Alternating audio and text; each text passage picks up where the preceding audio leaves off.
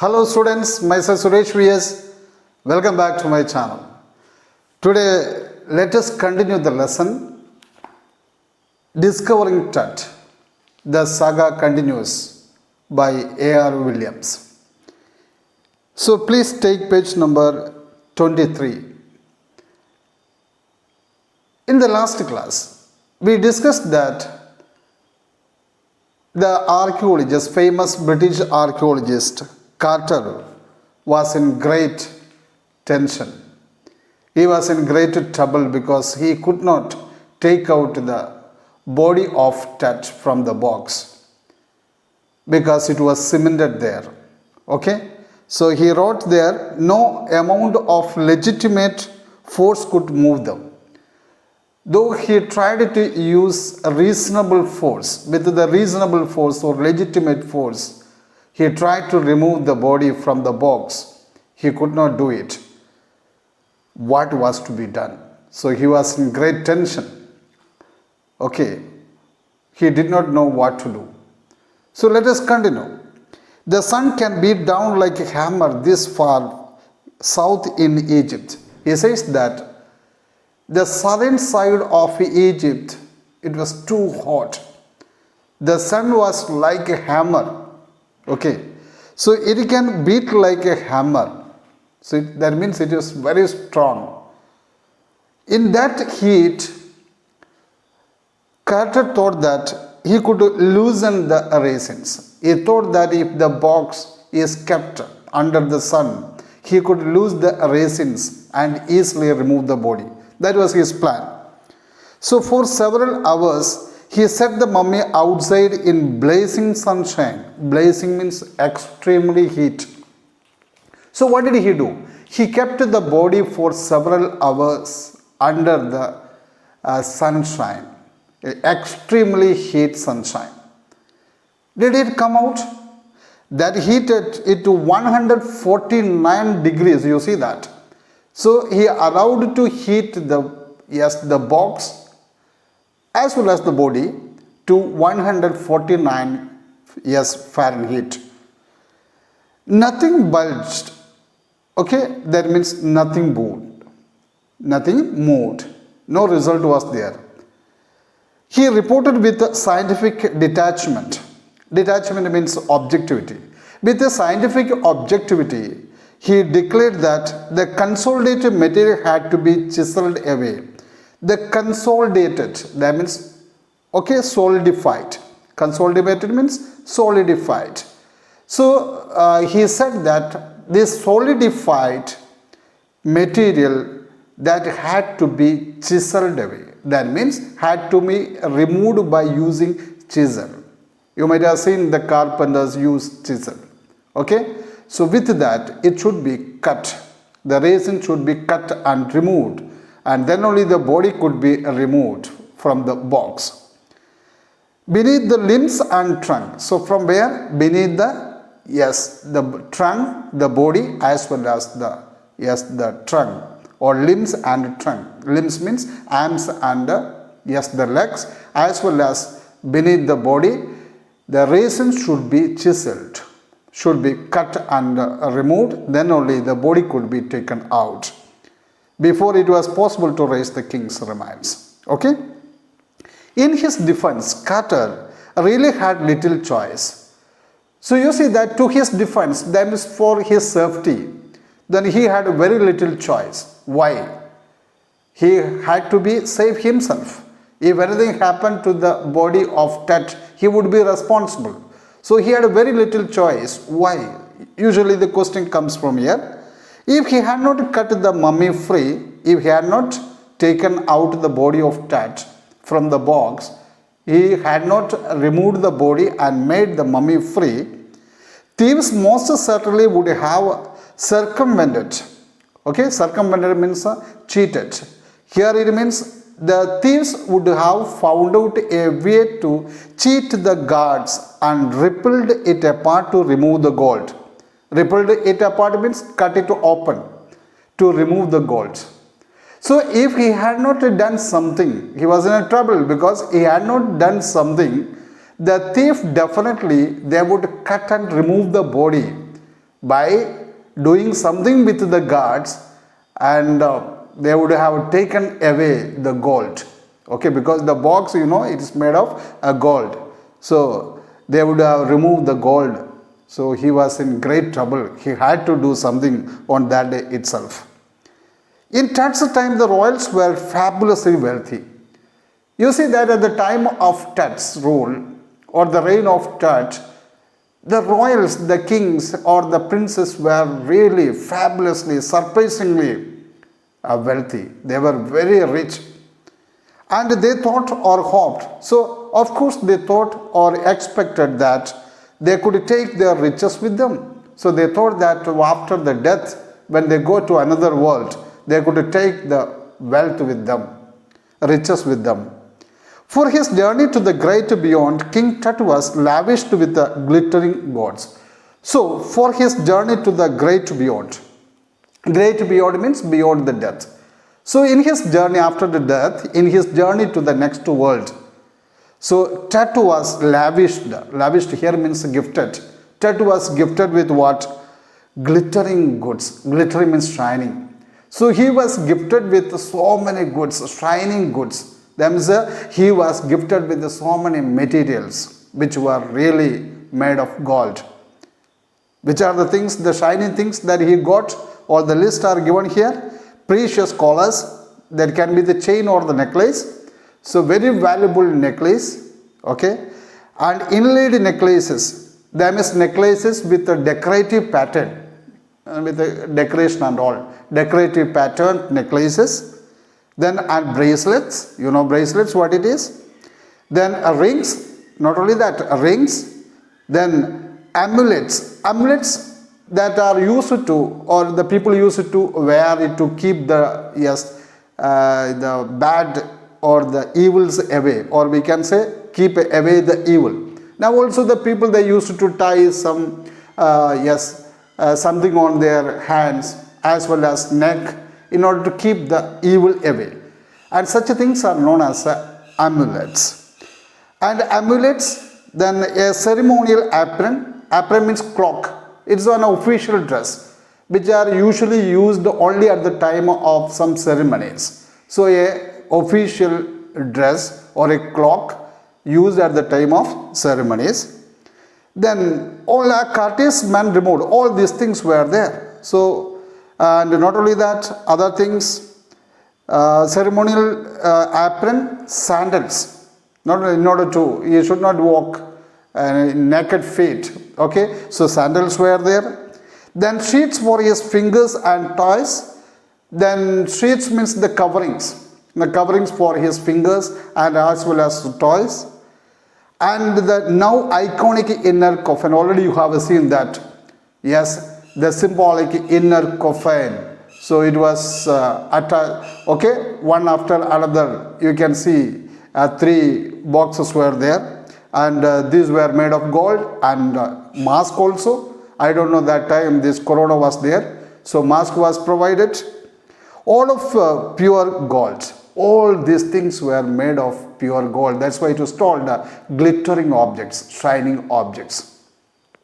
To separate Tut from his adornments, makeups, all these are the makeups or the ornaments. So in order to remove Tut from all these ornaments or makeups, courteous men removed the mummy's head. What did they do? The courteous servants or the people, those who were helping cater, they removed the head first.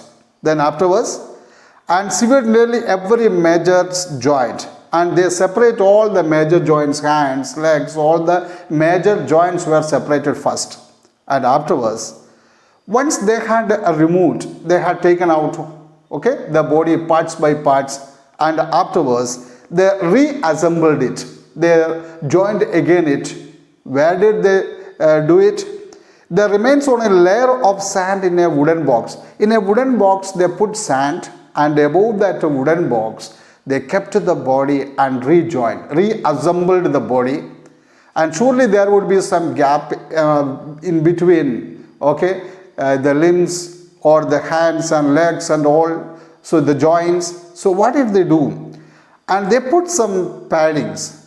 Paddings, that means they put the pads, and conceal the damage in order to hide. Concealed means yes, hide the damage. Otherwise, the damage would be visible. So, in order to hide it or conceal it, they put some paddings, okay, all these places, and now this became the bed for Tut now. Okay, before he was laid on a yes, golden box, now in a wooden box filled with the sand, and you see that it was his new resting place now. Archaeology has changed substantially. The writer says that archaeology had changed in a great extent now, or can we say that in a great extent archaeology has changed now. In the intervening decades means in between the decades, according to him, archaeology has changed a lot. Focusing less on treasure. How? Important question can be asked from here. Now archaeology is focusing very less on treasure and more on the fascinating details of life. Before, archaeology was concentrating on treasure. What are the valuable materials got from mummies or other places, other sites. But now they started to give importance to the attracting facts about life. Okay, and intriguing mysteries of death. Intriguing means mysterious secrets behind the death. Now they concentrated more on the reason for the death of the person. What is the mystery behind the death of the person, more than the valuable things that they got from the place. Okay. In 1968, more than 40 years after Catay's discovery, you see that almost 1922, Tut's mummy was discovered. So almost 40 years after, that means in 1968, after the discovery of this mummy, the tomb of Tut, an anatomy professor, anatomy means something related to body. So a professor who has profound knowledge in the body, okay, or studied about the body or related to body parts. Then what did he do? He x-rayed the mummy and revealed a startling fact, important. So an anatomy professor had taken the x-ray of Tut, and afterwards he revealed a shocking fact, a shocking truth. What was this shocking truth revealed by him? So let us see. Beneath the resin that cakes his chest. So his chest that was covered with, covered with the resins. So beneath these resins, what was there? His breastbone and front ribs were missing. That was his finding. So in the X-ray, through the X-ray, he found out that a surprising fact that beneath the resin that was covered on his chest, there was no chest bone or the rib bones, as well as these bones were missing. Then breastbone and ribs bones are missing. So what is surprising? A shocking discovery was it. Today diagnostics, imaging can be done with the computed tomography.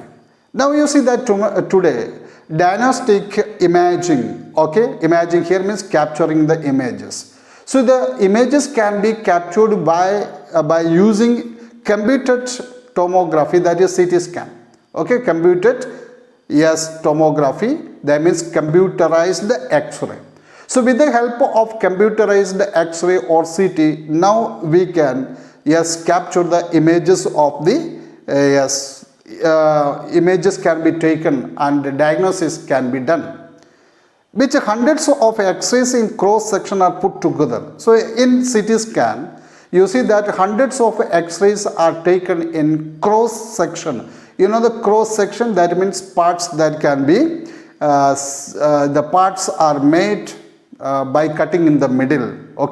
So through the cross section, it can hundreds of, not one or two, hundreds of X-rays can be taken, and they are put together to create a three-dimensional X-ray. So with that, a three-dimensional X-ray that can be formed through the CT scan, and you see that it is same like the slice of bread. How the bread is sliced or cut. So in this way, in the middle, the cross section can be done, and hundreds of x-rays can be taken and three-dimensional images can be formed with the help of a CT scan. And could it answer two of the biggest questions? So they are going to take the CT scan of the body of Tut. And now the question arises.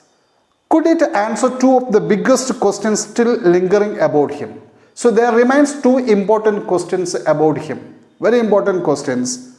Okay. So they could not get an answer to that. How did he die? The one important question. Whether they would get an answer to this question. How did he die?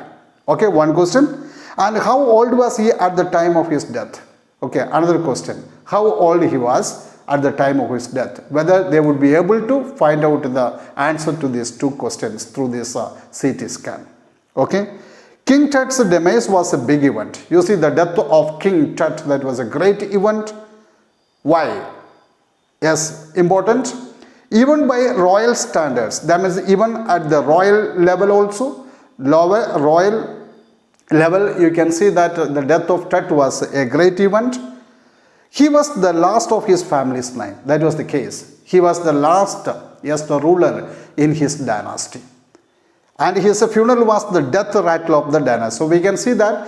So his funeral, that was the death rattle. Rattle, you know that is a hitting sound. Okay. Or we can say that the sound which comes out from a slow sound that coming out from a dying person. That's also called as a rattle. So here it means that was the last bell of his dynasty. That means with his death, the dynasty got over. But the particulars, Godorians, came to an end. But the particulars of his passing away and its aftermath are unclear.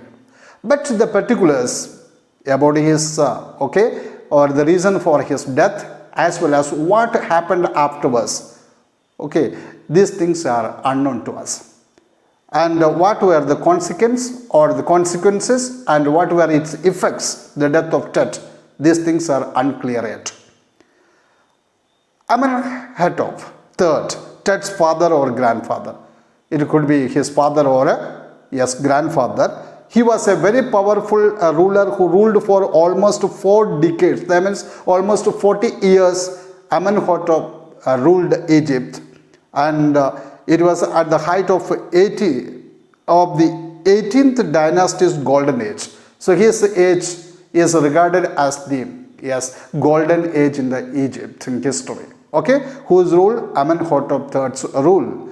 And his son, after him, his son Amenhotep IV succeeded him. That means he came to the throne and initiated one of the strangest period in the history of ancient Egypt. So his ascent or his rule is considered as one of the strangest period in the history of Egypt. Why? Let us see. The new pharaoh promoted the worship of the Aten. Before Aten was not worshipped. So now the new pharaoh, Amenhotep IV, he promoted the worship of a new god. God is already there, but he was not worshipped much. And he started worshipping. And he asked the people to worship Aten, the sun disk. That means star disk. Okay, the sun god. He asked the people to worship or forced the people to worship it. He himself worshipped sun god and changing his name to Akhenaten or servant of the Aten. And he used the new name, a new title. What was the name used by him? Yes, Akhenaten. And he was called in the name Akhenaten, which means that servant of the god Aten. And moved the religious capital from the old city of Thebes to the new city of Akhenaten. And another important reform that he brought about was the changing of the religious city. And the religious old city that was changed from Thebes to the new city Akhenaten. Known now as Amarna. Now this place is known as Amarna. He further shocked the country by attacking Amun. And another thing he has done that was he started attacking Amun god. So this was the major god of Egypt. And what did he do? So he shocked the country people by attacking Amun, a major god, and smashing all his images, okay, the images of Amun god, and closing all the temples of Amun god. The people were really surprised. It must have been a horrific time, said Ray Johnson. See, Ray Johnson, a director of the University of Chicago Research Center in Lecture, the site of ancient Tibet, he says that the time of Akhenaten was really a time of horror, fear. Okay, the family that had ruled for centuries was coming to an end, and with this you see that the dynasty of Akhenaten, or the family who have been ruling the country for many centuries, was coming to an end with his spirit. Okay, and when Akhenaten, he became little bit cranky, or we can say that eccentric, or he started to behave in an old ways. Akhenaten went a little, yes, wacky. Wacky means, yes, odd or eccentric. After Akhenaten's death, just after the death of Akhenaten, a mysterious ruler named Smenkhare, another ruler came. His name was Smenkhare. He appeared briefly, but he ruled the country for a short period and exited without hardly a trace. That means without making any sign of his existence, he disappeared. Okay, that means as a ruler, he could not do anything, or he did not do any remarkable things in the country. And then a very young Tutankhamun took the center. There comes our ruler, okay, Tutankhamun, about whom we are studying. So there, the young ruler Tutankhamun, he came into power. And King Tut, as he is widely known today, he is widely called as King Tut. The boy king soon changed his name to Tutankhamun. So immediately he had changed his name to Tutankhamun, living image of Amun. So his the meaning of his name is living image of Amun. You know that before the god Amun was worshipped there, but it was replaced by the former ruler. Now he brought back the old customs of worshipping Amun, and also a restoration of the old ways. Restoration means bringing back. So what did he do? Obviously, he brought back the old ways of worshipping Amun there. He reigned for about 9 years. You see that he ruled the country for almost 9 years and then died unexpectedly. So how did it happen? How did he die? That we don't know. Okay. So dear students, I hope all of you understood this much part. Thank you for watching my video. So please subscribe as well as like my channel. Thank you. Thank you very much.